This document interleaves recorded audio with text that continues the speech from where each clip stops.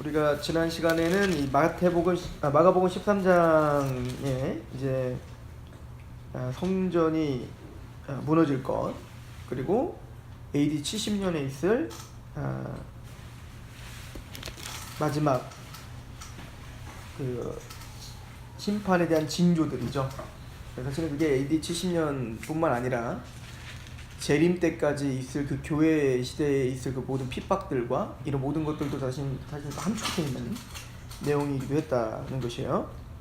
그리고 이제 마가복음 13장 24절부터 27절까지는 이제 마지막 재림에 대한 예언이 되는 겁니다. 그러니까 24절 전까지, 23절까지는 그 AD 70년에 있을 이스라엘의 패망, 그리고 예루살렘 성전의 회파, 그런 것들을 그리고 28절부터 이제 무화과나무 비유를 배우라. 이 무화과나무의 비유를 배우라는 것은 그 가지가 연하여지고 잎사귀를 내면 여름이 가까운 줄 안다. 벚꽃이 피면서 아, 봄이구나. 우리는 단풍이 지면 가을이구나. 우리가 아는 것처럼 이제 그 무화과 나무가 연하여지고 잎사귀를 내면 여름인 거예요. 그러니까 징조를 보면 때가 왔구나라고 하는 것처럼 그 때를 우리는 생각하며 또 그 징조에 민감하며, 근데 사실 그 징조들이라는 게 이게 오고 오는 모든 세대 가운데, 예수님의 초림부터 재림까지 모든 세대 가운데 우리는 항상 이 징조들 안에 살고 있습니다. 그래서 사실은 우리는 오늘이 마지막인 것처럼 그렇게 종말론적으로 사는 것이 성경적인 삶이에요. 그래서 이제 마태복음에 보면 23장에 이제 바리새인 서기관들을 이제 예수님께서 책망하시고 화 있을진저 막 이렇게 책망을 하신 다음에 24장에 이제 마지막 징조와 재림에 대한 심판에 대한 이야기를 하셨고, 그리고 이제 25장부터는 세 가지 비유가 나오죠. 그 열처녀 비유, 달란트 비유, 그리고 그 양과 염소의 비유이죠. 그래서 이제 그 내용을 보면 우리 지난주에 하긴 했는데 그래도 한번 좀 보시면 24장을 좀 먼저 가보시면 32절에 24장 32절에 보면 무화과 나무의 비유를 배우라 라고 해서 아까 우리 마가복음 본 것처럼 그 시기를 너희들은 깨어 있으라 라고 하는 것이죠. 34절에 내가 진실로 너에게 말하노니 이 세대가 지나가기 전에 이 일이 다 일어나리라. 그래서 이제 AD 70년에 있을 그 성전의 패망, 예루살렘의 패망, 이 모든 것들이 일어날 것인데 그러면 너희들은 이제 깨어 있으라 라고 하는 거예요. 그러니까 예수님이 정말 예언한 것처럼 성전이 패망하는 걸, 그때 우리가 이제 예수님께서 이제 산으로 도망가라 이렇게 표현했지 않습니까? 근데 그 산은 벨레산이었다라고 우리가 이제 얘기를 했었죠. 그래서 진짜 예수님이 말씀하신 대로 정말 다 성취가 되고 그렇게 이루어지는 걸 보면서 예수님의 말씀은 한 말씀도 땅에 떨어지지 않는구나 라고 하는 걸 배워야 되는 겁니다. 그죠? 그래서 사실은 이 예루살렘 성전에 올라가시면서 예수님이 올라가고 내려오면서 했던 게 무화과 마르라고 했던 거잖아요. 그죠? 무화과 저주했던 거 아닙니까? 그 무화과를 저주했더니 진짜 말 그대로 성전 뒤집어 엎고 딱 내려오니까 어때요? 무화과 정말 말러 있잖아요. 그걸 통해서 이제 더 강화시키는 거죠. 그러니까 예수님의 말씀은, 예수님의 예언은 이렇게 반드시 그 말씀대로 된다. 그리고는 이 예언을 하는 거예요. 무화과 나무가 저주가 하고 마르는 장면 이후에 24장에 이제 이 종말에 대한 예언과 그리고 예수님 마지막 재림하실 것에 대한 예언을 하심으로 그때는 반드시 오니까 제자들에게 지금 교훈하는 거죠. 어떻게 깨어 있으라 라고 하는 겁니다. 그러면서 이제 그 36절부터 보면 그러나 그날과 그때는 아무도 모른다. 하늘의 천사들도 아들도 모르고 오직 아버지만 아신다. 그러니까 예수님도 모른다라고 이제 얘기를 했어요. 그죠? 이건 사실은 지금 육체로 있고 오신, 육체 가운데 오신 그 인성을 강조하시는 거예요. 그럼 예수님이 정말로 모르실까요? 예수님이 좀 하나님이셨을 때 또 그렇게 아실 겁니다. 근데 어쨌든 우리 인간으로서는 언제가 재림이야 이거를 말할 수 있는 사람은 아무도 없는 겁니다. 그러니까 언제 재림이다 라고 말하면 그 사람은 무조건 이단인 거예요. 무조건 거짓 선지자인 겁니다. 그래서 그날과 그때는 아무도 모르다니 하늘의 천사들도 아들도 모르고 오직 아버지만 아신다.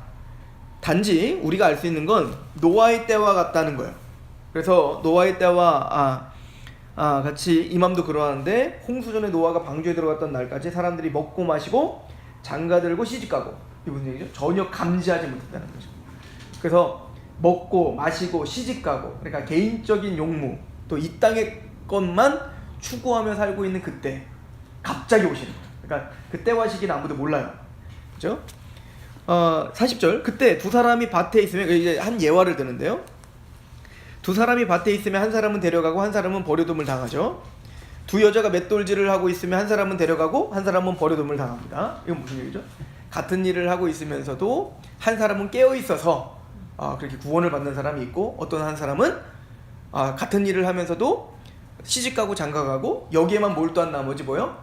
하나님을, 그 나라를 소유하지 못할 수 있다는 것이죠. 그러므로 깨어있으라는 거예요. 그래서 이 얘기는 44절에 보니까 43절에 너희도 아는 바와 같이 아는 바니 만일 집주인이 도둑이 어느 시각에 올 줄 알았다라면 깨어있어 그 집을 뚫지 못하게 하였을 것인데, 이러므로 너희도 준비하고 있으라. 생각하지 않은 때에 인자가 오리라. 그러면서 이제 종 얘기 하나를 합니다.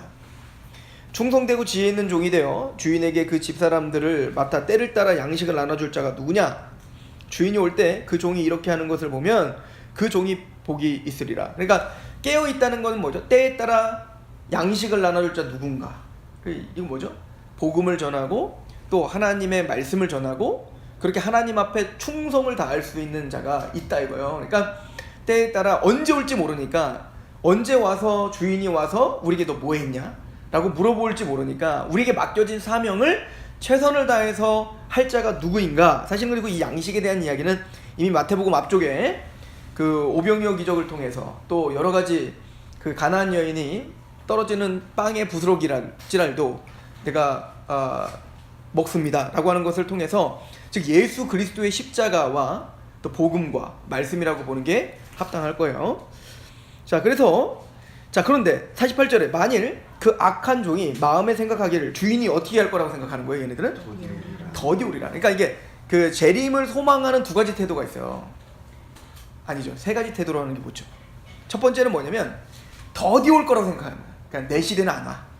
그러니까 재림에 대해서 어떻게 되고 소홀해지기 시작하겠죠. 그러니까 예수님 앞에 내가 설 것에 대한 긴장감이 없이 사는 거예요.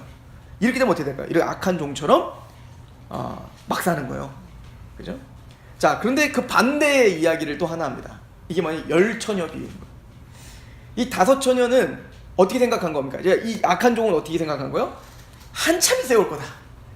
그러니까 재림에 대한 긴장감이 없는 거고요. 이 미련한 다섯 처녀, 이제 25장에 나오는 다섯 처녀는 그의 반대죠. 금방 올 줄 알았던 거야. 금방 올 줄 알고 막 긴장하고 살았는데 예수님은 더디 오시죠. 그죠? 그러니까 어떻게 된 거예요? 지구력이 떨어졌어. 그러니까 기름을 준비하지 않은 거예요. 근데 그 슬기로운 다섯 처녀는 어떻게 하죠?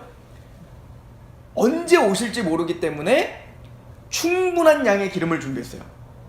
그러니까 그 악한 종은 한참 있다 올 거니까 그리고 마음대로 사는 거고, 이 악한 이 처녀는 어떻게 한 거고, 지금 당장 올 거라고 생각했는데, 그러니까 막 이제 좀 있으면 재림이야 그리고 막 밥 팔고, 그리고 뭐 저기 통장 다 깨고 막 산에 올라가서 막, 그런데 금방 실망하는 거죠. 그 일이 이루어지지 않는 것 때문에 금방 실망하고 떠나고. 정말 실제적으로 이런 일들이 초대교회에 있었죠. 이래서 쓰여진 책이 히브리서예요. 히브리서. 그리고 또 데살로니가 전후서고요. 그래서 데살로니가 전후서의 말씀을 보면 이 두 가지를 다 책망하는 장면이 나오는 겁니다. 특별히 데살로니가 전서는 어디에 좀 포커스가 맞춰지냐면 베드로 사도 베드로서를 보면 재림이 어디 있느냐라고 말하는 사람들이 있어요. 교회 안에도요. 그 사람들이 이 악한 종과 같은 사람들이죠. 그 재림에 대한 소망과 재림에 대한 긴장감이 없이 사는 겁니다. 두 번째는 뭐냐면 데살로니가 후서인데 일하지 않는 자는 먹지도 말게 하라, 이런 말씀이 있죠. 그 왜 있냐면 예수님의 재림이 곧 올 거니까 다 팔고 산소로 가는 거예요. 그러니까 일도 안 하는 거죠. 왜? 주님이 이제 올 건데. 꼭 이게 악한 종과 같은 거예요. 그러니까 미련한 처녀와 같은 거죠. 근데 예수님은 지금 당장 오실 수도 있고 우리 시대에 안 오실 수도 있어요. 근데 성도들은 그것과 상관없이 때를 따라 우리는 양식을 나눠주는 자가 되면 되는 겁니다. 그거를 지금 지적하고 있는 겁니다. 그래서 그 10명의 그 기름 준비하고 있는 슬기로운 처녀에 대한 이야기를 하면서 그 다음 이야기가 뭐죠? 달란트 비유인 거예요. 그럼 우리가 언제 올지 모르지만 우리가 충성을 다한다는 게 뭐냐는 것이죠. 그것은 하나님, 그 주인이 얼마나 너그러우시고 은혜롭고 자비로우신 분인 줄 알아. 그죠? 나에게 주신 그 달란트, 나에게 주신 그 재능, 나에게 주신 그 어떤 은혜, 그 선물을 가지고 최선을 다해 충성을 다해 어떻게 하는 거예요? 그걸 가지고 헌신하는 겁니다. 이게 마땅히 참된 종의 그 태도인 거죠. 그러므로 저는 이렇게 연결짓는 게 좋다고 생각해요. 그러니까 그 열처녀의 슬기로운 자녀가 기름을 준비했는데 그 기름이 뭘까? 그럼 우리는 이제 너무 쉽게 기름은 뭐 말씀이야, 기름은 성령이야, 기름은 뭐 이렇게 너무 쉽게 그렇게 할 수 있는 힌트가 없어요. 그래서 그 기름은 뭐로 보는 게 좋으냐면 마음으로 보는 게 좋습니다. 그러니까 어떠한 태도로 그 재림을 준비하고 있는가. 그러면 그 재림을 제대로 준비하고 있는 사람의 마땅한 태도는 무엇일까요? 그게 바로 달란트 비유에서 나타나는 거라고 하는 거죠. 그러니까 그 달란트 비유에서 보면 핵심 주제가 뭘까요? 예를 들어서 2달란트 가진 자는 4달란트로다가 뻥튀기 싣고 열매를 맺었고 5달란트 가진 자는 10달란트로 뻥튀기 시켜갖고 열매를 많이 맺었어. 그러니까 열심히 충성해서 열매를 맺지 않는 나무는 찍어버린다, 뭐 이런 얘기일까요? 1달란트 가진 사람이 정말 하나님이 책망했던 이유가 있어요. 주인에 대한 오해였던 겁니다. 그죠? 사실은 하나님은 열매도 중요하지만 지금 그 1달란트 받은 자를 악한 종이라고 이야기하는 건 뭐냐면 하나님에 대한 오해인 거예요. 그래서 이제 우리 달란트 비유를 잠깐 보면 23절 보세요. 25장 23절에 보면 그 주인이 이르되 잘하였다 착하고 충성된 종아, 내가 적은 일에 충성하였으면 내가 많은 것을 내게 맡기리니 내 주인의 즐거움에 참여할지로다 하고 1달란트 받았던 자는 와서 이르되 주인이여 당신은 굳은 사람이라 심지 않은 데서 거두고 해치지 않은 데서 모으는 줄을 내가 알았으므로 두려워하여 나가서 당신의 달란트를 땅에 감추어 두었나이다. 보서 당신의 것을 가지고 가셨나이다. 그러니까 주인을 뭐라고 생각하고 있냐면 굳은 사람, 심지 않은 데서 거두고 해치지 않은 데서 모으는 사람. 그러니까 뭔가 하나님의 것을 잃어버리거나 손해를 끼치면 당장이라도 그 배로 막 물어내라고 하고 그리고 막 심지도 않았는데 뭐 거두라고 하잖아요. 그러니까 악독한 주인. 이게 사실은 누가 그렇게 믿게 만들었냐면 바리새인과 서기관들이 하나님을 그렇게 오해하게 했죠. 뭔가 하지 않으면 당장 저주받을. 그래서 무슨 자기들도 제대로 지키지도 못하는 율법을 더 얽어매게 만들어서 전통이라는 걸 만들어서 하나님을 그런 이미지로 딱 만들어버렸죠. 그래서 뭔가 선한 일을 행하지 않으면 당장이라도 지옥에 던져버릴 것 같은, 지금 딱 1달란트 가진 자가 그런 태도를 갖고 있는 거예요. 그러므로 이 비유는 단순히 은사의 비유가 아닌 거예요. 이거는 구원에 대한 문제를 이야기하고 있는 겁니다. 사실 1달란트라고 할 때도 1달란트는 금의 무게인데 이 달란트의 무게는 우리가 만져볼 수 없는 돈이에요. 몇 억이 되는 겁니다. 몇 억. 그러니까 이거는 뭐 몇 천만 원 주고 이거 해라 이게 아니거든요. 그러니까 돈이 적어서, 나에게 주신 게 너무 적어서 숨겼다, 이건 말이 안 되는 겁니다. 상상할 수 없을 만한 돈을 준 거예요. 사실은 이 종이 자기가 가질 수 없는 돈이에요. 근데 그런 돈을 맡긴 겁니다. 사실은 여러분, 주인이 와서 여러분들한테 10억을 맡겨 이거를 갖고 네가 좀 한번 일해봐 하는 거랑 10달란트면 어때요? 100억을 주면서 예를 들어서 이거 갖고 일해봐. 저는 100억이 더 싫어요. 차라리 한 10억 가지고 그냥 가게 하나 차려놓고 하는 게 낫지 100억 가지면 어떻게 하냐고요, 이걸 갖고. 그런데 그 5달란트 가진 자는 그걸 가지고 마음껏 행합니다. 왜 그럴까요? 맞아요. 주인에 대한 신뢰가 있었기 때문에 그런 겁니다. 그게 문제인 거예요, 그게. 그죠? 그래서 그 1달란트 받은 자는 나중에 쫓겨나 이를 갈미 있죠, 바깥에. 이거는 전형적으로 구원받지 못한다는 표현이거든요. 그게 무슨 얘기일까요? 슬기로운 처녀들, 또 이 착하고 충성된 종들은 바로 그 신랑을 맞이하려고 하는 그 기쁨으로 어떻게 한 거예요? 그 슬기로운 처녀들은 준비하고 있었던 거고요. 또 이 5달란트 2달란트 받은 자도 두려움으로 그날을 준비한 게 아니라 그 주인을 신뢰하는 마음으로 기쁨으로 나에게 주신 것을 감사함으로 그 일에 충성을 하고 있었던 거예요. 그죠? 그럼 무엇에 대해 충성을 하고 있었는가에 대해서는 양과 염소의 비유를 통해서 우리는 볼 수 있는 겁니다. 이 양과 염소는 결론적으로 뭡니까? 내가 줄였을 때 먹였고, 내가 옥에 갇혔을 때 너희는 나를 돌봤고, 내가 핍졸했을 때 나에게 또 먹을 것과 입을 걸 줬다는 거잖아요. 그러니까 양이 언제 내가 당신을 그렇게 대우했습니까? 또 염소도 그러잖아요. 언제 우리가 당신을 그렇게 대우하지 않았습니까? 난 당신 보지도 못했는데. 그랬더니 지극히 작은 자, 내 형제 중에 지극히 작은 한 소자에게 향한 것이 나에게 향한 거다. 이거 부르짖도께 아니라고 했죠? 이미 마태복음은 형제가 누구인지를 이미 설명해 놨었다고요. 누구죠? 당신에게 어머니와 지금 형제들이 밖에 있습니다. 그랬더니 누가 내 형제고 누가 내 어머니냐? 아버지의 뜻대로 행하는 자가 내 형제다. 그렇죠? 그러므로 이 형제라는 단어는 예수 그리스도를 통하여 하나님의 자녀된 사람들을 가리켜 말하는 겁니다. 게다가 지극히 작은 자 소자가 누굽니까? 어린아이와 같은 자. 이것도 이미 마태복음 18장에 이미 다 정리해 놓은 말씀이에요. 나를 믿고 있는 이 작은 자를 말하는 겁니다. 그래서 이 형제 중에 이 지극히 작은 자 누구죠? 예수를 믿어 그렇게 예수를 증거하고 있는 하나님의 사람들입니다. 그들을 영접하는 건 곧 누구를 영접하는 거예요? 나를 영접한다고 이미 마태복음 10장에 다 얘기했던 거예요. 이게 새로운 얘기가 아니에요. 너희는 전대나 이런 걸 다 가지가지 말라는 거예요. 나만 의지하고 어떻게 하는 겁니다. 집에 들어가서 축복하라는 거 아닙니까? 근데 너희를 영접하면 곧 나를 영접하는 것이요. 너희를 영접지 않는 것은 나를 영접지 않는 거야. 이 말씀의 지금 그 흐름 속에서 마태복음은 이걸 기록하고 있는 거예요. 뭐죠? 형제를 섬기고 형제를 사랑하고 이것이 곧 주님께 하는 거예요. 그죠? 그러니까 그렇게 우리는 서로 사랑하면서 자기가 해야 될 일, 때에 따라 나눠줄 그 양식들을 나눠주며 그렇게 언제 오실지 모르지만 사랑하는 마음으로 기쁜 마음으로 그 신랑을 맞이하고 있는 그 처녀들처럼 그죠? 그렇게 하나님 앞에 서 있는 거 이게 바로 종말을 기다리는 하나님의 사람들의 태도야 라고 설명을 해주고 있는 거죠. 이거를 이제 마가는 이런 그 비유들을 싹 다 제거해버리고 그냥 한마디로 그냥 정리한 거예요. 우리 마가복음 다시 14장을 가보시면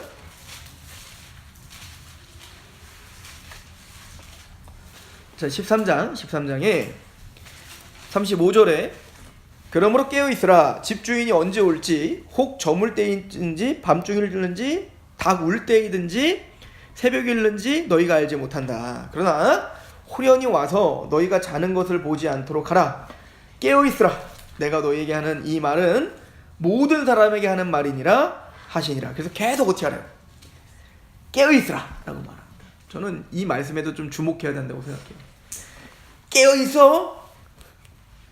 내일은 잡니다. 예수님께서 겟세마네 동산에서 정말로 근심 가운데 아버지께 기도하고 있는 동안 계속 부탁했어요. 나를 위해서 좀 깨어있으라고. 근데 제자들은 그 순간에도 자고 있습니다. 그러니까 이 예수께서는 지금 하나하나 지금 제자들을 지금 양육하시면서 그날을 계속 준비시키고 계시는 거죠. 자, 그런데 14장에 이런 이야기가 나오죠. 이틀이 지나면 유월절과 무교절이라 대제사장과 서기관들이 예수를 흉계로 잡아 죽일 방도를 구하며 이르되 밀라이 날까 하여 명절에는 하지 말자 하더라. 그러니까 예수를 잡으려고 했는데 이제 어쨌든 죽이려고 작전을 짜는 겁니다. 자, 그때 이제 그 예수님이 이제 잡혀가시기 전에 이제 예수님이 14장 3절에 보니까 베다니 나병 환자 시몬의 집에서 식사를 하실 때 한 여자가 와서 그 옥합을 깨트려요. 사실은 성경에는 이제 옥합을 깨트리는 여인에 대한 이야기가 2번 나오는 겁니다. 2번. 실제적으로 2번 있었던 거예요. 첫 번째는 지금 예수님이 죽기 직전에 바로 지금 이 옥합을 깨트리는 한 여인입니다. 그럼 이 여인은 누굴까요? 이 여인은 요한복음에 누군지 정확하게 말하고 있죠. 자, 요한복음을 가봅시다. 요한복음 12장을 가보세요. 자, 요한복음 11장에는 어떤 내용이 나오는 거냐면 나사로가 살아나는 장면입니다. 나사로가 죽었던 나사로가 예수님이 나오라 해서 살아나는 장면이 이제 요한복음 11장에 있죠. 그리고 내가 곧 부활이요 생명이다 라는 얘기를 이제 말씀을 하시죠. 그리고 12장의 1장에 보면 12장 1절에 보면 이렇게 써 있죠. 6월절 엿새 전에 이게 날짜가 근데 그 마가복음에는 이틀이 지나면 6월절이라고 하고 12장 1절은 6월절 엿새 전이라고. 누가 맞을까요? 둘 다 맞는데 요한이 더 정확합니다. 무슨 얘기냐면 이게 시간이 어떤 시간으로 활용하느냐에 따라 이게 좀 다른 거예요. 근데 어쨌든 요한복음이 시간은 우리가 생각하기에 가장 합당하게 가장 체계적으로 정확하게 딱딱딱딱 언제다 이거를 제일 정확하게 한 건 요한입니다. 요한복음 12장 1절에 6월절 엿새 전에 예수께서 베다니에 이르시니 이곳은 예수께서 죽은 자 가운데서 살리신 나사로가 있는 곳이에요. 그래서 베세다, 이 베다니에서 나사로를 살렸다고요.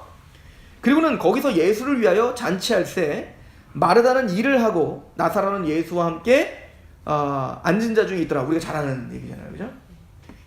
마리아는 지극히 비싼 향유 곧 순전한 나드 한 근을 가져다가 예수의 발에 붓고 자기 머리털로 그의 발을 닦으니 향유 냄새가 집에 가득하더라 라고 이야기합니다. 그래서 이 향유를 부은 마리아는 누구냐면 바로 마르다의 동생 마리아예요. 그러니까 자기 오레비 그 나사로가 죽은 곳에서 살아나는 걸 직접 경험한, 그래서 그 예수를 사모할 수밖에 없어졌고 자기 오라비를 살려준 것만으로도 감사하고, 그리고 이 여인은 그 나사로가 죽고 부활하는 걸 보면서 예수님이 난 죽어야 되리라, 그러나 3일 만에 다시 살아날 것에 대한 뭐 명확한지 어쩐지 모르겠지만 어쨌든 예수님이 죽을 것에 대해서 계속 예언하고 다녔기 때문에 이 여인이 그것을 진심으로 받아들였던 것 같습니다. 그러나 예수님이 3일 만에 부활할 것 3번이나 지금 경고하셨지 않습니까? 그것을 제자들은 다 믿지 않았어요. 왜? 그들은 예수님 죽으면 안 되는 거거든요. 왜냐면 예수님은 지금 살아서 다윗과 같은 왕이 돼서 로마 정복하고 우리 한 자리씩 줘야 될 메시아인데, 근데 마리아는, 이 마리아의 마리아됨은 예수님의 십자가의 죽음을 인정하고 있다는 겁니다. 그러나 이분은 반드시 살아날 것에 대한 믿음이 있었던 것 같습니다. 그것을 표현한 게 뭐냐면 지금 향유를 부어버린 겁니다. 그래서 5절에 이 향유를 어찌하여 300데나리온은, 이 300데나리온이라 하면 한 데나리온이 하루 품삯 10만 원으로 친다면 3천만 원이 되는 거죠. 약 3천만 원 이상 되는 돈인데, 근데 이거는 기름값만, 향유를 부은 그 향유를 담은 그 옥합, 이것도 굉장히 값진 거라고요. 그러니까 굉장히 많은 큰 돈이 되겠죠. 그러니까 자신의 인생을 다 쏟아 부은 것 같은, 그죠? 자신의 어떤 여자로서, 이건 우리가 뭐 신학자들은 그렇게 얘기해요. 그 당시에 여인들은 그 향유를 계속 모았어야 됐대요.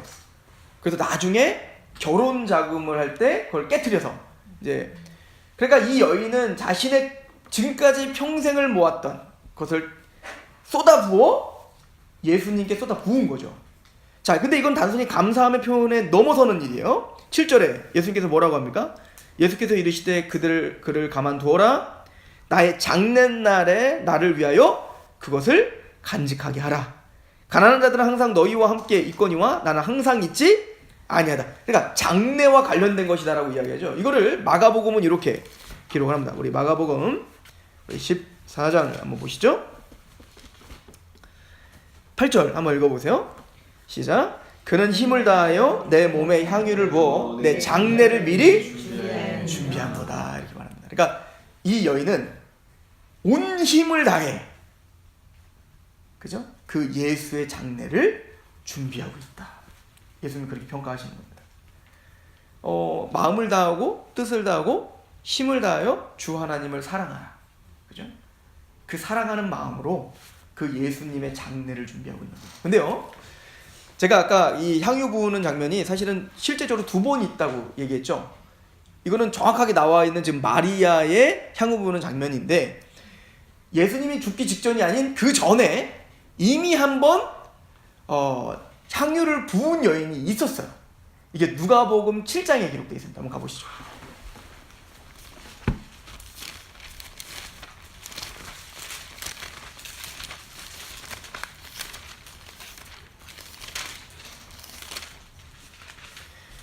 누가복음 7장 36절을 보시면, 아까는 이제 그 베다니에 이제 그 거기도 시몬네 집인데 여기도 시몬네 집이네. 시몬은 흔한 이름입니다. 베드로도 시몬, 쟤도 시몬, 저도 시몬. 뭐 나중에 베드로가 고넬료네 집에 복음 전할 때도 피장이네 누구 시몬네 집이잖아요. 시몬은 굉장히 흠한 이름이에요. 36절에 한 바리새인이 예수께 자기와 함께 잡수시기를 청하니 이에, 지금은 근데 바리새인네 집에 들어간 거예요. 바리새인의 집에 들어가 앉으셨을 때에 그 동네에 죄를 지은 한 여자가 있어 예수께 바리새인의 집에 앉아 계심을 알고 향유 담은 옥함을 가지고 와서 예수의 뒤로 그 발 곁에 서서 울며 눈물로 그 발을 적시고 자기 머리털로 닦고 그 발에 입 맞추고 향유를 부으니, 예수를 청한 바리새인이 그것을 보고 마음에 이르되 이 사람이 만일 선지자라면 자기를 만지는 이 여자가 누구며 어떠한 자 곧 죄인인 줄을 알았으리라 하거늘, 예수께서 대답하여 이르시되 시몬아, 그 바리새인 이름이 시몬이야.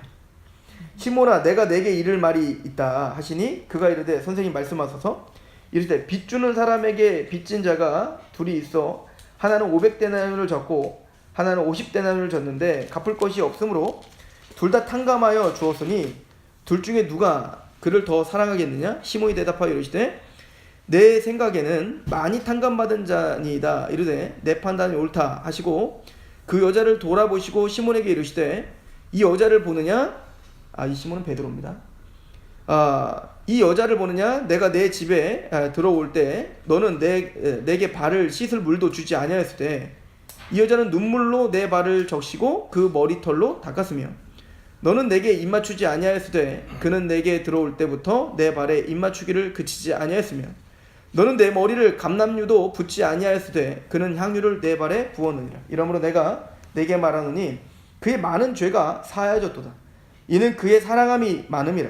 사함을 받은 일이 적은 자는 적게 사랑하느니라. 이 여자가 이르시되 내 죄 사함을 받았느니라 하시니 앞에 앉은 자들이 속으로 말하되 이가 누구이기에 죄도 사하는가 하더라. 예수께서 여자에게 이르시되 내 믿음이 너를 구원하였으니 평안히 가라 하시니라. 주인이 시몬일까요? 베드로에게 한 얘기일까요? 갑자기 헷갈리네. 시몬이 누가 어떻게 했어? 주인인 것 같기도 해요. 왜냐면은 그 베드로가 지금 너는 지금 주인네 집에 왔는데 예수님을 발도 닦아주지 않고 아무것도 하지 않았는데 그런 대접을 원래 해야 되는 거거든요. 근데 그렇지, 너는 그렇게 하지 않았는데 이 여인은 와서 자신의 눈물로 또 나의 머리털은 사실은 그 여자에게 있어서 이 머리는 생명과 같은 거거든요. 그래서 나중에 보면 머리를 가리고 뭐 이런 얘기도 있고, 이 헬라 지방에는요. 그러니까 이 머리털로다가 무릎을 꿇고 발을 닦아요. 그러니까 노예임을 보여주는 거고 하인임을 자처하는 겁니다. 난 당신의 종입니다. 가장 낮아진 모습으로 지금 향유를 깨요. 물로 닦는 것도 아니고 향유를 부어드려 닦았습니다. 그 시몬이 집주인이든 베드로든 상관없어요.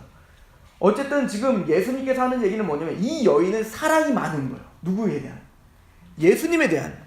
자신이 어떤 존재인지를 알아요.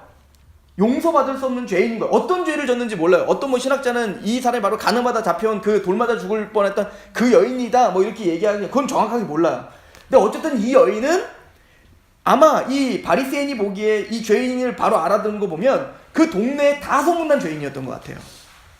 근데 그 여인이 죄사함을 죄를 사해 주시는, 그리고 예수 그리스도만이 자신을 받아들일 수 있는 어떤 가난한 여인과 같은 느낌이겠죠. 그런 마음으로, 정말 사랑하는 마음으로 예수님에게 향유를 부었다고요. 그죠? 그러니까 이 사건이 있고, 그리고 나중에 후에 이제 베다니에 그 마리아가 또 향유 부으는 사건이 있는 거예요. 아마 이 소식을 듣고 아마 그걸 배웠는지 어쨌든지 하여튼 이 두 가지 사건이 있는데, 두 가지 사건은 저는 연결되어 있다고 봅니다. 그러니까 이 여인은 바로 예수께 나와 자신의 죄사함에 대한 감사와 그 죄인들 불구하고 자신을 받아주시는 그 예수님의 은혜에 감격하여 자신의 모든 인생을 꼭 쏟아부은 것처럼, 아까 힘을 다하여 향유를 부은 그 여인처럼 사랑하는 마음이 많아 쏟아부었던 것 같습니다. 죄사함과 연결된 향유 부음이에요. 그런데 지금 마리아가 쏟아부은 그 향유는 뭐와 연결된 거예요? 예수님의 장례입니다. 십자가입니다. 그러면 이 두 가지는 같이 연결되어 있는 게 맞습니다. 그러니까 우리가 주님께 향유를 부어드려야 될 이유가 여기 있는 거죠. 우리는 이 여인과 같이 죄인인 거예요. 그래서 우리가 예수님께 우리의 모든 것을 다 쏟아부어, 예수님이 이제 뭐라고까지 얘기하시냐면, 이 이야기가, 그러니까 나중에 보면 마리아가 쏟아부은 장면을 통해서 가룟 유다가 막 그러잖아요. 아니 이거 갖고 그 불쌍한 사람 도와주면 되는데, 근데 이제 그 예수님이 뭐라고 딱 지적하냐면, 그는 강도라. 사실은 정말 불쌍한 사람들을 도와주려고 하는 게 아니라 그 돈 아까워서 그런 거예요. 근데 예수님이 뭐라고 하죠? 이 여인을 막지 말라 이거요. 그리고 뭐라 하죠? 그 여인을 기억하라. 너희가 복음을 전파할 때마다 항상 이 여인의 이야기도 같이 전해라. 이렇게 말씀하신다고요. 그러니까 우리가 항상 기억해야 될 내용인 겁니다. 즉 복음의 감격, 이 십자가 부활의 복음을 전파하고 반드시 이 여인의 이야기를 같이 해야 되는 겁니다. 우리가 그런 죄인이었고 우리가 그런 죄 용서함을 받아 우리의 모든 것을 쏟아부어도 합당한, 아깝지 않은 분이 바로 예수이며, 그 예수의 무엇을 기념하는 것인가? 우리 죄사함을 위해서 바로 예수님의 장례인 겁니다. 십자가인 거죠. 그렇죠?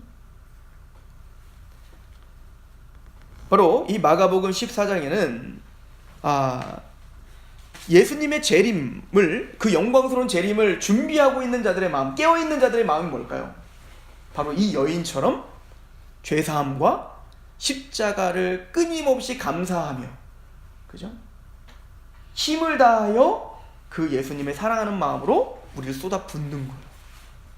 저는 이거와 사도 바울이 나는 나의 삶을 전제로, 내 생명을 전제로 주님께 다 부어드렸다 라고 하는 말씀과 무관한 말씀이 아니라고 생각합니다.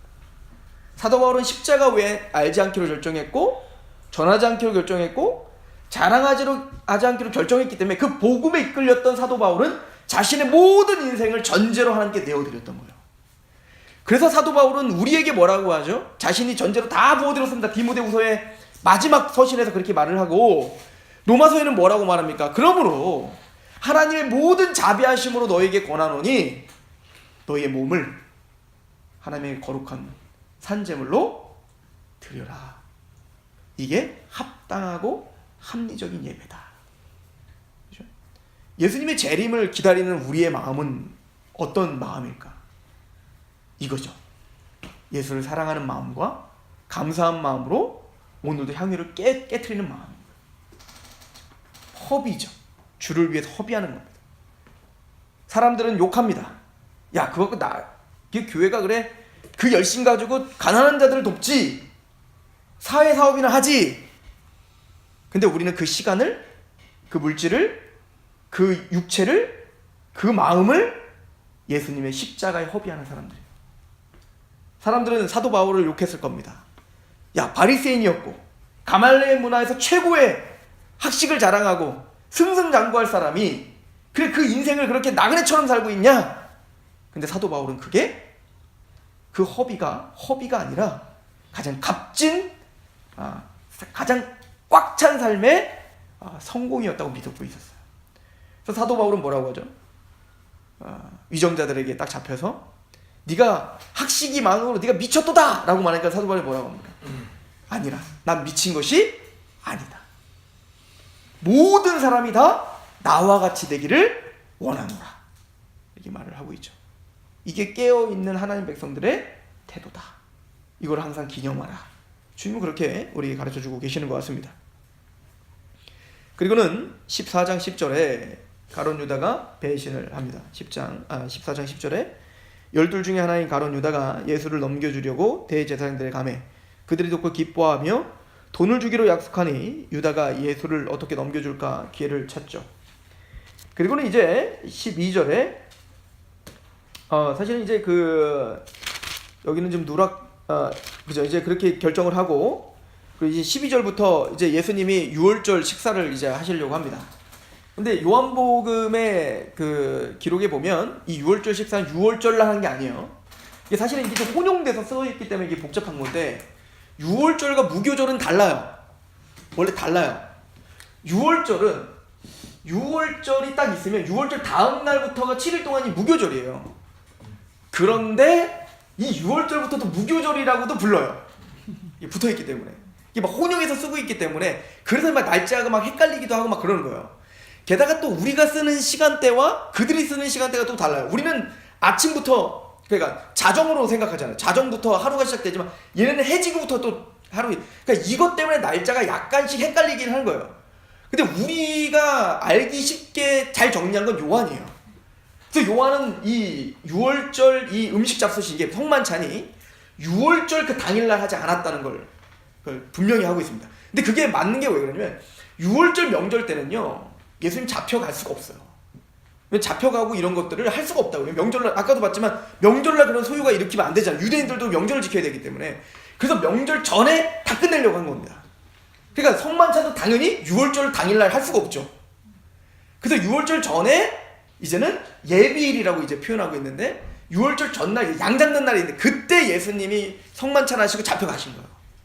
그래서 이걸 제가 왜 강조하냐면 이제 안상홍 증인에는 6월절 당일날 예수님이 성만찬 하셨다는 거야. 그래서 6월절을 지키는 게 성만찬 하는 게 6월절 그 당일날 그 6월절 지키는 그 성만찬 하는 게 구원이다. 생명을 얻는 거다. 이렇게 가르치기 때문에 그러니까 안상홍 증인이랑 우리가 싸울 때 핵심이 뭐냐면 날짜예요. 성만찬의 의미는 예수님 십자가 우리도 인정하니까. 그러나 6월절 날 안 하셨어요. 예수님이. 이게 그 걔네들이 6월절을 지키는 걔는 날짜가 중요한 거기 때문에 그 깨부시는 아주 중요한 거기 때문에 제가 좀 강조하는 겁니다. 요한은 6월절 날 성만찬 하지 않았다라고 강조하고 있습니다. 자, 아무튼 근데 중요한 건 6월절 만찬을 하시면서 6월절과 예수님의 십자가를 연결 지은 건 사실입니다. 그래서 마태는 시간관념이 별로 없다니까요. 그 마태 우리 그때 배웠을 때 기억나시는지 모르겠는데 마태복음은 주대별 묶음이에요. 시간을 별로 그렇게 중요하게 여기지 않습니다. 그래서 다시 말씀드리지만 이제 그 성전에 올라가면서 무화과나무 잎을 말라라라고 저주하고 올라가서 뒤집어 엎고 내려오시면서 그거 확인하는 거거든요. 근데 마태는 그거 다 묶어버려요. 그냥 다 뒤집어 엎고 그냥 한 자리에서 그냥 무화과나무 잎 그 저주해라 그리고 말로 그거 보고 이런 겁니다. 그러니까 시간 순서가 중요하지 않고 주제별 묶음이에요. 근데 마태는 6월절 날 무교절 날 이 일이 있었다 이렇게 표현해요. 왜냐면 유대인들에게 뭐를 연결시켜주고 그때는 안상홍 중에 이런 거 없었어요. 그러니까 이 마태는 뭐가 중요했냐면 예수님의 십자가와 지금 너희들이 지내고 있는 6월절의 성취가 누구라는 걸 강조하고 싶은 거예요. 예수님의 그 십자가 바로 그 6월절과 연결되어 있는 거다라는 걸 강조하는 겁니다. 그거를 강조하면 되는 거예요. 그래서 이제 그 예수님께서 6월절 날 이제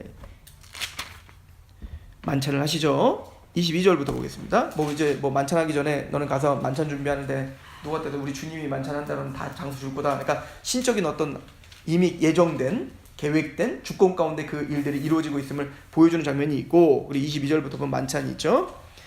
그들이 먹을 때에 예수께서 떡을 가져사 축복하시고 떼어 제자들에게 주시며 이르되 받으라 이것은 내 몸이라 하시고 또 잔을 가져사 감사 기도하시고 그들에게 주시니 다 이를 마시매 이르되 이것은 많은 사람을 위하여 흘리는 나의 피 곧 언약의 피니라. 진실로 너에게 이르노니 내가 포도나무에서 난 것을 하나님 나라에서 새 것으로 마시는 날까지 다시는 마시지 아니하리라 하시니 이에 그들이 찬미하고 감람산으로 가니라 라고 이야기를 합니다. 그러니까 얘네들은 그 제자들은 사실은 이 성만찬을 하면서도 예수님의 십자가를 직감하지 못합니다. 그러니까 그 여인이 향유를 부으는 그 장면을 통해서 내 장래를 위해서 지금 이러고 있는 거야. 난 죽으러 올라가는 거야. 그리고 내가 찢겨, 내 살이 찢겨. 그 살이 너희들 살을 먹어야 또 내 피를 흘려. 너희가 내 피를 먹어야 내 피는 언약의 피이기 때문에 내가 죽임 당해 너희는 생명을 얻을 거야.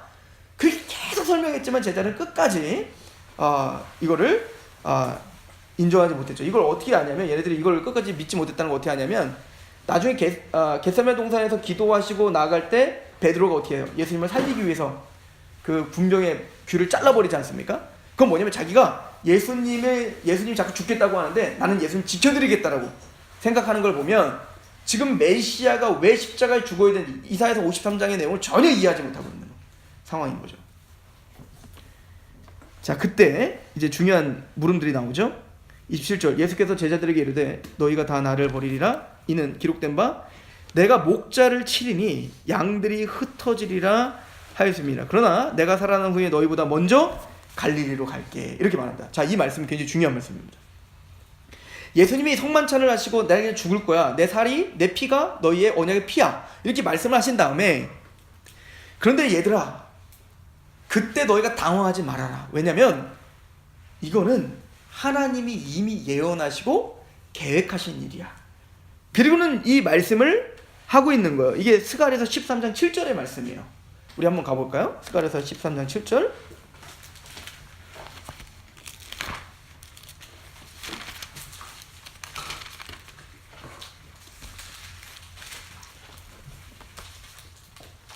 아, 13절 1절에 보면 그날이라는 걸 계속 얘기하죠. 그날이 올 거예요. 근데 그날에는 죄와 더러움을 씻는 셈이 다윗의 족속과 예루살렘 주민을 위하여 열리라.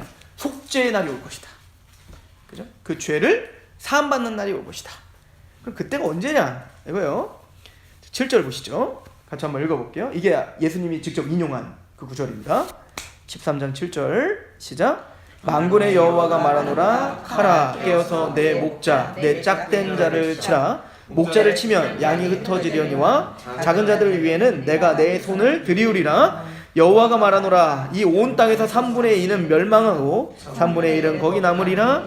내가 그 3분의 1을 불 가운데에서 던져 은같이 연단하며 금같이 시험할 것이라. 그들이 내 이름을 부르리니 내가 들을 것이며 나는 말하기를 이는 내 백성이라 할 것이요 그들은 말하기를 여호와는 내 하나님이라. 나는 너희 하나님이 되고 너희는 나의 백성이 되리라. 이게 창세기부터 계시록까지 성경 전체를 끌고 가는 구원의 목적이라고 했죠. 자, 그런데 그 목적을 이루시기 위하여 하나님이 행하실 그날에 행하실 일이 있어요. 그게 뭐냐면 바로 만군의 여호와께서, 이게 7절이죠. 카라 깨어서 내 목자, 만군의 여호와가 말하노라 카라 깨어서 내 목자 내 짝된 자를 치라. 목자를 치면 양이 흩어지리라. 여호와가 말씀하시는 거예요. 내 목자 내 짝된 자. 이 짝된 자라는 말은 나랑 가장 가까운 자, 아미디라는 단어예요. 하나님과 가장 가까운 자. 근데 그 목자를 누가 치시는 거예요 지금? 하나님이 치십니다. 그 목자를 치면 양들이 흩어질 것이다. 그날에는. 근데 이 사건은 반드시 있어야 되는 겁니다. 그리고 예수님이 지금 이 예언이 성취됐다라고 말하는 거예요. 얘들아, 스가랴서에 있는 말씀처럼 목자를 치리니 양들이 흩어지리라 한 말처럼 너희들 다 도망갈 거다. 겁니다. 근데 예수님이 뭐라고 하죠? 다시 마가복음으로 오시면 27절에 내가 목자를 치니 양들이 흩어지리라 하였음이니라. 그러나 내가 살아난 후에 너희보다 먼저 어디로 가리라? 갈릴리. 너희들 흩어져 갈릴리 다 도망갈 거예요. 나중에 베드로 보세요. 예수님 부활했다는 소리 듣고도 어떻게 해요? 예수님 만났죠. 그런데 나중에 자포자기가 어떻게 합니까? 미안한 거죠. 다시 갈릴리로 돌아가잖아요. 근데 그곳에 누가 찾아가세요? 예수님이 찾아가시잖아요. 예수님 다 알았던 거예요. 내가 십자가에 죽으면 내 언약의 피를 성취하기 위해 내가 십자가에 죽으면 너희들은 다 흩어질 거야. 이거는 근데 너희들이 못나서가 아니라 못났지. 그러나 그것은 너희들이 특별히 나쁜 놈들이라가 아니라 원래 인간은 그런 거야. 그리고 하나님이 그걸 결정했어. 그리고 내가 죽는 것은 힘이 없어 죽는 게 아니야. 너희들은 다 흩어질 게 맞다. 다 도망갈 거다. 그러나 내가 앞서서 부활한 다음에 앞서서 너희가 있는 갈릴리를 먼저 가 있으마. 이거는 포기하지 않는 그 하나님의 신적인 사랑, 아가페를 말하는 거예요. 헤세드의 은혜인 거죠. 맞아, 너희들은 나를 배신할 수밖에 없는 자들이야. 너희들 깨어있으라 라고 이야기하지만 너희들은 내가 고통스러울 때 한순간도 함께 기도도 못하는 자들이야. 그리고 목숨을 바쳐 내가 당신을 절대 떠나지 않습니다 라고 고백을 하고 결단하지만 너희들은 힘없이 나를 떠날 사람들이야. 그러나 나는 다시 부활할 거야. 그리고 갈릴리로 먼저 가마. 난 너희들 다시 회복할 거고 너희를 마땅히 다시 부를 거고 너희를 다시 영광의 자리로 인도하고야 말 거야. 이게 지금 담겨있는 내용이죠. 그리고 말하는 거예요. 29절 베드로가 여짜오되 뭐라고 합니까? 다 버릴지라도 단큰. 아니 무슨 말이에요 주님? 갈릴리로 가실 필요 없어요 주님. 난 주님을 절대 떠나지 않을 거니까요. 뭐 이런 거죠 지금. 자신을 너무 과신하고 있죠. 예수님은 그런 베드로가 자신을 믿고 있는 거예요.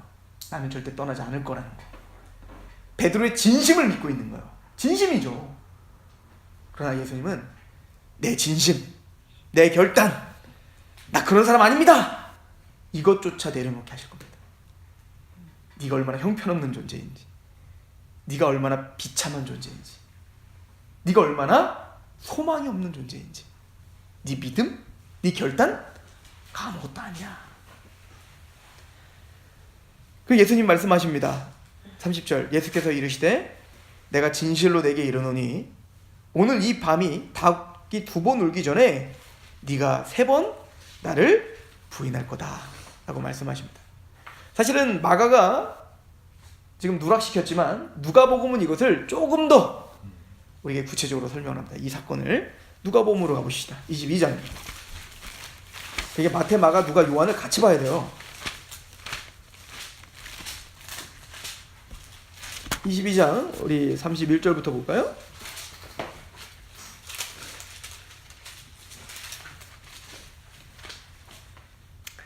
아, 28절부터 볼게요. 너희는 나의 모든 시험 중에 항상 나와 함께한 자들인즉 내 아버지께서 나라를 내게 맡기신 것과 같이 나도 너희에게 맡겨 너희로 내 나라에 있어 내 상에서 먹고 마시며 또는 보좌에 앉아 이스라엘 12지파를 다스리려 하노라. 너희는 그 영광의 자리에 앉을 거다.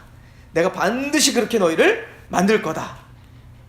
이제 그 제자들이 막 그래요. 나중에도 막 그 전에도 나는 그 잔을 막 우의정 좌의정이 앉게 해주세요 막 그랬잖아요. 그랬더니 예수님이 야 니들이 진짜 내 잔을 마실 수 있겠니? 야 내 마시고 싶어요. 나 마실 수 있어요. 막 그러잖아요. 그래 너희들 마시게 될 거다. 이렇게 말을 하는 거 아닙니까? 근데 그 잔이 뭐예요? 쓴 잔 아닙니까? 쓴 잔, 고난의 잔. 그러니까 예수님이 그러잖아요. 아까 마실 수 있다며. 나 지금 하나님 할 수만 이 잔을 너희에게 옮겨주세요. 그리고 말하잖아요.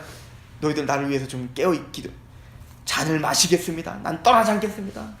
그런 제자들 그 십자가 앞에 다 무너지는 거예요. 그렇죠?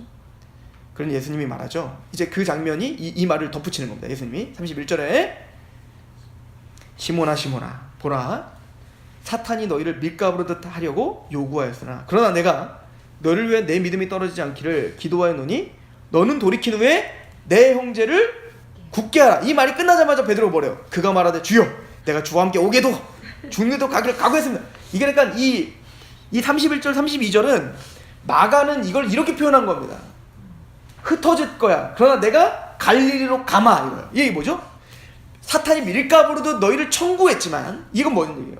십자가 앞에 다 도망간 걸 보고 사탄이 보세요. 얘는 믿음이 없어요. 얘는 하나님을 배반하는 자입니다. 나쁜 놈입니다. 지옥 보내야 됩니다. 이걸 밀가부르듯 이게 키질한다는 얘기인 거예요. 알고 가라지를 쭉정이와 가라지를 알곡을 가르는 것처럼 얘는 쭉정입니다. 막 키질하는 거죠. 하나님 앞에 참소하는 겁니다.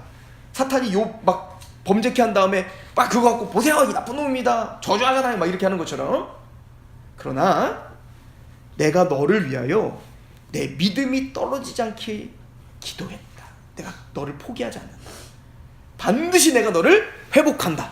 이거를 좀 더 적극적으로 말하면 내가 갈릴리로 갈 거야. 너희들 흩어지고 나를 배반하고 그렇게 처참하게 비참한 모습으로 너희가 갈 거야. 그러나 나는 너희들을 찾으러 갈릴리로 가마. 맞아. 너희들은 12지파를 다스리는 자가 될 것이다. 근데 그거는 너희의 결심, 너희의 진심, 어떤 행위로 하는 게 아니라 내가 네 믿음 지켜주는 거야. 내가 너를 포기하지 않는 거야. 이렇게 말씀을 하고 계시는 거죠. 다시 마가복음으로 와봅시다. 그래서 나중에 이제 그 24장에 보면 이제 다 도망가거든요. 이제 도망가는 모습을 마가에게만 있는 글이 하나 있어요. 이게 뭐냐면 51절입니다. 막 다 도망가는데 도망가는 모습을 이렇게 51절 한번 읽어볼게요. 시작. 한 청년이 벗은 몸에 배에 홀 이불을 두르고 예수를 따라가다가 무리에게 잡힘에 배에 홀 이불을 버리고 벗은 몸으로 도망가요. 바바리맨도 아니고 요것도 아니고 지금 이게 무슨 얘기냐면 예수님이 십자가에 달리고 막 지금 잡히고 지금 달리는 게 아니라 지금 막 잡혀갖고 막 군인들이 막 빌라도 관정을 막 끌고 가고 막 난리 먹어졌을 거 아니에요. 이 소리가 들린 겁니다. 그래서 이 청년은 예수님의 제자 중 하나예요. 누군지 몰라요. 그러니까 11제자가 아니라 예수님을 따르던 어떤 제자였던 거예요. 그러니까 예수님이 잡혀가는 소리인 것 같아서 이제는 너무 다급해서 어떻게 해요? 옷도 못 입고 지금 뭔가 아무거나 막 천을 두르고 나가본 겁니다. 나가봤는데 진짜 예수님이 예언한 대로 돼요. 십자가에 달리러 지금 체포당해서 가고 있다고요. 군병들에 의해서. 그러니까 이제 물어보죠. 여기 보면 그 51절에 한 청년이 벗은 몸에 배울을 두르고 예수를 따르다가 무리에게 잡힘에, 그러니까 알아본 거예요. 무리들이 얘도 예수를 따르는 자다 그러고 잡은 겁니다. 그랬더니 막 다급하군요. 막 창피고 뭐고 필요 없어. 그냥 막 다 집어던지고 막 도망가고 있는 어떤 그 비참한 모습을 보여주고 있는 겁니다. 이게 제자들이라는 거예요. 그래서 신학자들은 이 청년이 누군지가 궁금하잖아요. 이 청년이 누군가를 답도 안 나오는 걸 막 고민한 거예요. 그래서 누구라고 결론을 많이 내렸냐면 마가다 이렇게 말해요. 마가가 자기 이야기를 이렇게 썼다. 뭐 그렇게 보고 어떻게 보든 어쨌든 이 청년의 이 비참한 모습이 제자들의 모습인 겁니다. 우리의 모습. 뭐 주님을 뭐 쫓겠습니다. 뭐 생명을 바치겠습니다. 그렇게 막 멋진 말은 다 해놨지만 막상 십자가 앞에 뭐요? 자신의 비참함도 모르고 자신의 부끄러움도 모르고 자신이 살고자 하는 그 하나만으로 도망치고 있는 이 모습이 바로 제자들인 거예요. 이게 흩어지는 겁니다. 이렇게 비참하게 흩어지는 겁니다. 그런 그들을 예수님이 다시 찾아가시겠다고 하는 거예요. 이 사랑이 없다면 우리는 하나님의 사람이라는 칭함을 받을 수도 없죠. 이 사랑이 없다면 우리는 이 자리에 있지도 못합니다. 그렇죠? 예수님께서 그래서 제자들에게 또 하나의 비참한 모습이 이제 그거고, 하나는 또 뭐냐면 아까도 말했지만 36절 보세요. 14장 이를 때 아빠 아버지요, 아버지께서는 모든 것이 가능하오니 이 잔을 내게서 옮기시옵소서. 그러나 나의 원대로 마옵시고 아버지의 원대로 하옵소서 라고 말을 합니다. 그리고는 34절에 보면 이렇게 말하죠. 말씀하시되 내 마음이 심히 고민하여 죽게 되었으니 너희는 여기 머물러 깨어있어. 그러니까 계속 어떤 얘기가 계속 이어지고 있어요. 깨어있으라요. 그죠? 깨어있으라. 게다가 예수님은 한 번도 이런 고민하고 두려운 모습을 보인 적이 없습니다. 제자들은 이 모습을 보며 적어도 이때는 깨어있어야죠 좀. 근데 깨어있지는 못해요. 다른 복음서에 이걸 뭐라고 기록하고 있냐면 제자들이 너무 두려워서 근심하여 잠들었다 이렇게 표현하고 있어요. 이게 무슨 얘기냐면 우리도 그렇잖아요. 뭔가 저도 그런 경험이 있었는데요. 제가 불을 한번 지르고 이제 그 막 도망하고 저희 집에 이불 속에 쑥 들어가고 근데 막 잠이 오더라고요. 그냥 다 잊어버리고 싶은 거예요. 그냥 내가 한 짓 다 잊어버리고 그냥 모르겠다. 근데 초인종을 누르더라고요. 다 알더라고요. 그러니까 이런 느낌인 거예요. 그러니까 너무 겁나서 그게 감당이 안 되는 거예요. 예수님의 그 표정, 예수님의 말투, 또 죽는다고 하시지 에이 모르겠다. 그러니까 그게 감당이 안 되니까 잠이 오는 거예요. 그게 우리인 겁니다. 얘들이 뭐 자고 싶어 잤겠어요? 3번이나 그렇게 간구하지만 3번이나 다. 그리고 예수님 뭐라고 하죠? 37절 돌아와 제자들에게 자는 것을 보시고 베드로에게 말씀하시죠. 시몬아 자느냐? 네가 1시간도 깨어있을 수 없단 말이냐. 조금 전까지만 해도 옥에도 가고 생명도 바치고 잠 하나를 못 이뤄. 그죠? 이게 너희들의 모습이다. 너희들의 모습이에요. 38절에 시험에 들지 않게 깨어있어 기도하라. 그러나 마음에는 원이로되 육신은 약하다.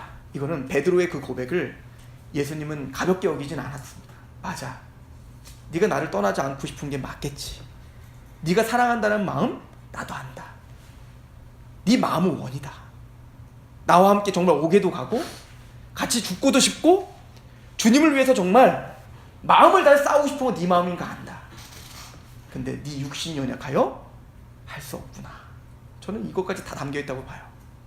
나중에요 예수님이 십자가에 죽으실 때 예수님이 3번 나 부인할 거야 라고 말했잖아요. 근데 진짜 예수님이 이제 빌라도의 언도를 받아 이제 십자가에 막 잡히고 막 그럴 때 보면 이제 여기도 이제 나오지만 예수님이 잡혀요. 그리고 나중에 공의회에서 이제 막 잡혔을 때 이제 베드로가 막 쫑쫑쫑 쫓아가잖아요. 그 예수님 어떻게 되나 궁금해갖고 막 쫓아가잖아요. 그때 어떤 이제 꼬마 여자아이가 와서 당신 예수 제자 아니에요? 그랬더니 막 아니요. 그러고 이제 막 도망가다가 또 이제 막 맞는데 이렇게 되니까 저주하며 맹세하며 부인하죠. 이 14장 71절에 있어요. 한번 보세요. 그러나 베드로가 저주하며 맹세하되 나는 너희가 말하는 이 사람을 알지 못하노니 닭이 곧 두 번째 울더라. 이에 베드로가 예수께서 자기에게 하신 말씀 곧 닭이 2번 울기 전에 내가 3번 나를 부인하려 하신 말씀을 기억하여 그 일을 생각하여 심히 통곡해요. 이걸 누가는 조금 더 구체적으로 설명해요. 누가는 이게 의사였기 때문에 굉장히 구체적인 진술을 많이 해요. 우리 이 장면을 좀 가볼까요? 누가복음으로 한번 가보시면 22장을 한번 가보시죠.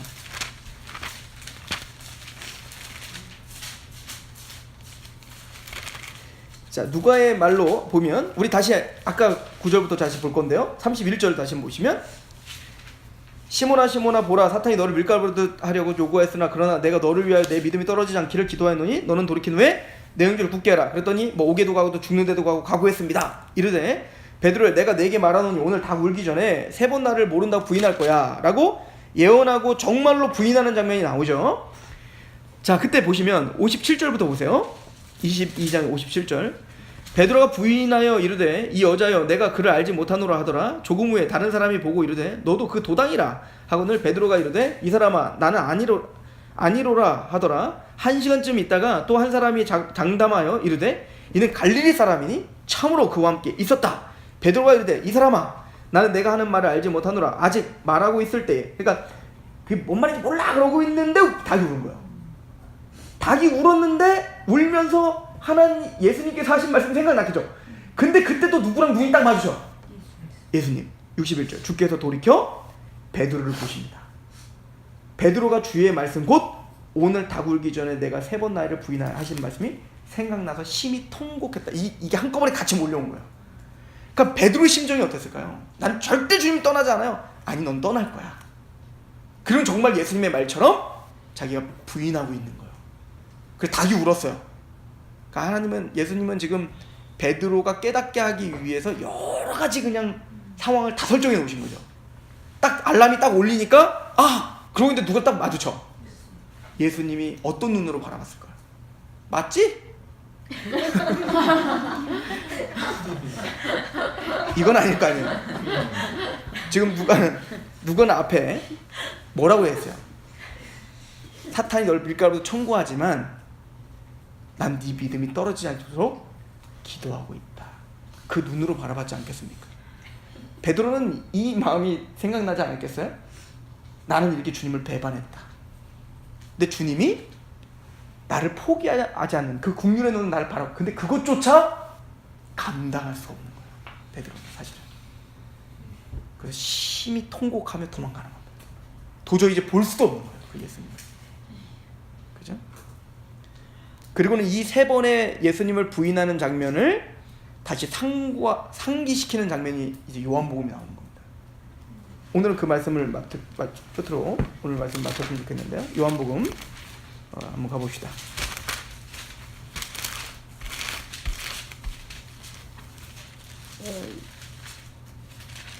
20장입니다. 21장 이제 예수님이 이제 갈릴리로 도망간 거예요. 제자들이. 예수님 예언대로 갈릴리로 예수님이 오셨습니다. 2절입니다. 시몬 베드로와 디두모라 하는 도마와 갈릴리 가나 사람 나다나엘과 세베대의 아들들과 또 다른 제자들과 함께 있더니 시몬 베드로가 나는 물고기 잡으러 가노라 하니 그들이 우리로 함께 가겠다 하고 나가서 배에 올랐으나 그날 밤에 아무도 것도 잡지 못하였다. 이미 예수님 부활하신 예수님 만난 후에요. 그러니까 만나서 기뻐요. 안도의 어떤 안도감이 있겠죠. 그러나 죄송한 거예요. 감히 예수님을 다시 따르겠다는 말을 할 수가 없는 겁니다. 그 밤에 아무것도 잡지 못해요. 자, 요한복음을 저랑 한번 한 적이 있으셨죠? 요한은 굉장히 신학적인 책이라고요. 단어 한마디 한마디가 굉장한 의미를 담고 있는, 특별히 밤이라는 단어, 낮이라는 단어는 굉장히 중요하다고 했어요. 그래서 니고데모가 율법을 알고 뭐 율법도 다 지켰다고 행하는 니고데모지만 그는 밤의 사람이어서 밤에 예수님을 찾아오죠. 밤에서 어디로 온 거예요? 빛으로 오신 거예요. 그래서 요한복음 2장에 예수가 빛이라고 얘기한 겁니다. 가룟 유다는 빛이신 예수님과 함께 있다가 결정하고 나가니 밤이더라. 맞아요. 그게 제자들이에요.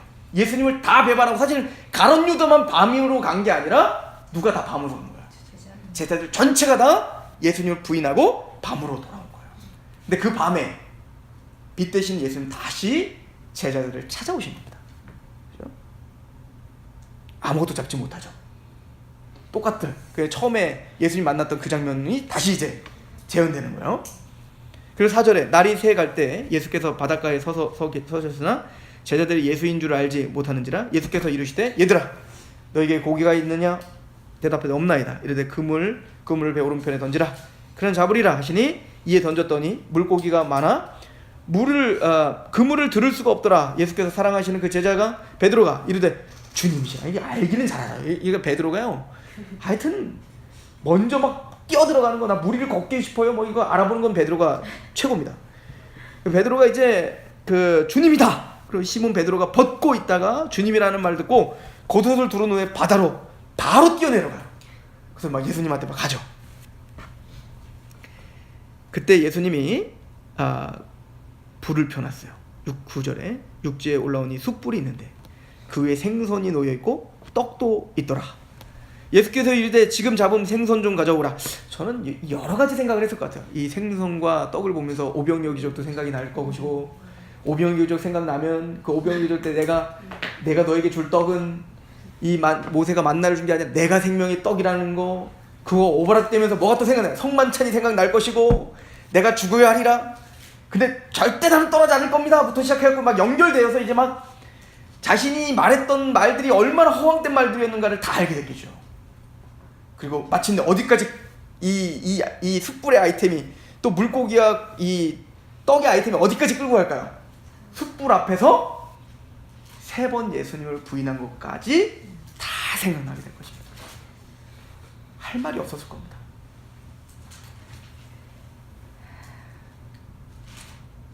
그래서 여기 보니까 12절에 예수께서 이르시되 와서 조밥 먹으라 하시니 제자들이 주님인 줄 알고 당신이 누구냐 감히 묻는 자도 없어요. 아무 말도 못해요. 다 가만히 다 말도 없어요. 우리 모닥불 쬐보면 아시잖아요, 그죠? 모닥불만 쳐다보지 뭐 서로 이제, 그죠? 모닥불만 거기에 집중하는데 예수님 일부러 그렇게 하신 겁니다. 그리고 모닥불 앞에서 예수님을 3번 부인했던 베드로에게 3번 물어보는 거예요. 네가 나 정말 사랑하냐? 그랬더니 베드로가 말을 하죠. 15절 그들이 조밥 먹은 후에 베드로에게 이르되 요한의 아들 시몬아 네가 이 사람들보다 이 말도 보세요. 이 사람들 다 떠날지라도 나는 떠나지 않겠습니다. 그랬더니 예수님이 물어보잖아. 이들보다 네가 진짜 나를 더 사랑하냐? 이게 한마디 한마디가 정말 예수님 정말 치밀하신 분이에요. 하시니 이르되 주님 그럼에도 불구하고 그러하나이다. 내가 주님을 사랑하시는 줄 주님께서 여러분, 저는 이 고백이 얼마나 귀한 고백인지 몰라요. 주님, 맞아요. 내가 이 사람들 다 떠나도 나는 주님을 절대 떠나지 않을 겁니다 라고 말했지만 나는 주님을 3번이나 맹세하고 저주하며 부인했던 자입니다. 그러나 주님 아시잖아요. 그럼에도 불구하고 내가 주님을 사랑한다는 거. 사실은 베드로는 예수님이 내가 네 믿음 떨어지지 않도록 내가 간구할게. 그리고 그 십자가에서 죽기 직전에 예수님과 마주쳤던 그 눈빛, 그때 아마 다 읽었을 겁니다. 그럼에도 불구하고 주님은 내가 주님을 사랑한다는 말을 주님은 아시지. 네 마음은 원이로되 육신은 약하구나. 이런 말씀도 다 생각이 났을 겁니다. 주님 그럼에도 아시죠. 주님은 아시지 않습니까? 내가 주님을 사랑합니다. 또 물어봐요. 그리고 예수님이 말하죠. 주님은 그런 줄 내 어린 양을 먹여라.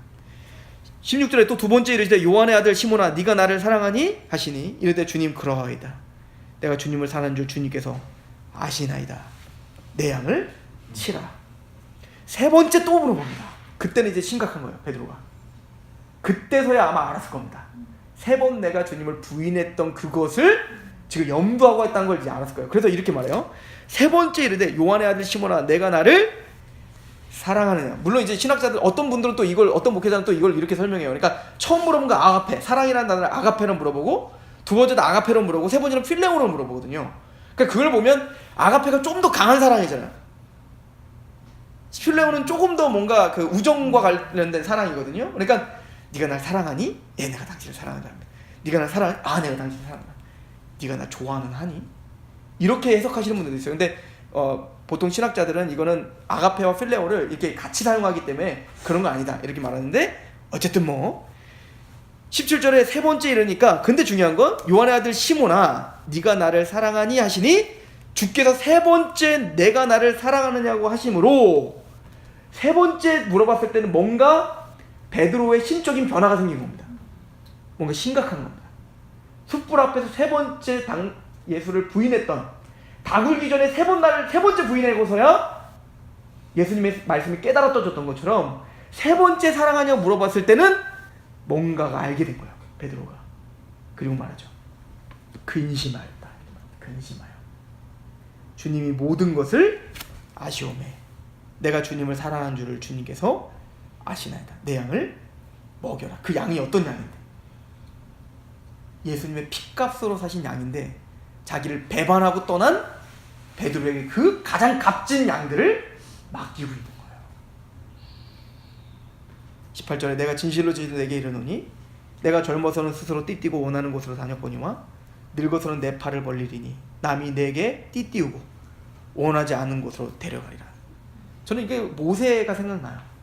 모세가 40년 동안 자신의 모든 학문과 왕자로서 가졌던 모든 권세와 군사력과 이런 걸 다 갖고 있으면 자신만만했어요. 그리고는 이스라엘 백성들을 구원해야겠다는 마음이 있었던 것 같습니다. 그래서 이스라엘 백성을 괴롭히는 군사를 어떻게 해요? 자신의 힘으로 쳐 죽여버립니다.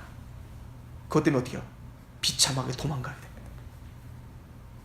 그리고 40년을 광야의 길을 걸어요. 저는 베드로가 딱 그런 기간이었다고 생각합니다. 그리고는 낮아질 대로 낮아진 그 모세를 하나님이 부르시듯, 전에는 네가 마음대로 다녔다. 네가 원하는 대로 네 열정, 너의 진심, 네 열심, 네 지식, 그걸 믿고 나를 따른다고 했다. 그러나 이제부터는 남이 띠띠워주는 대로 네가 가리라.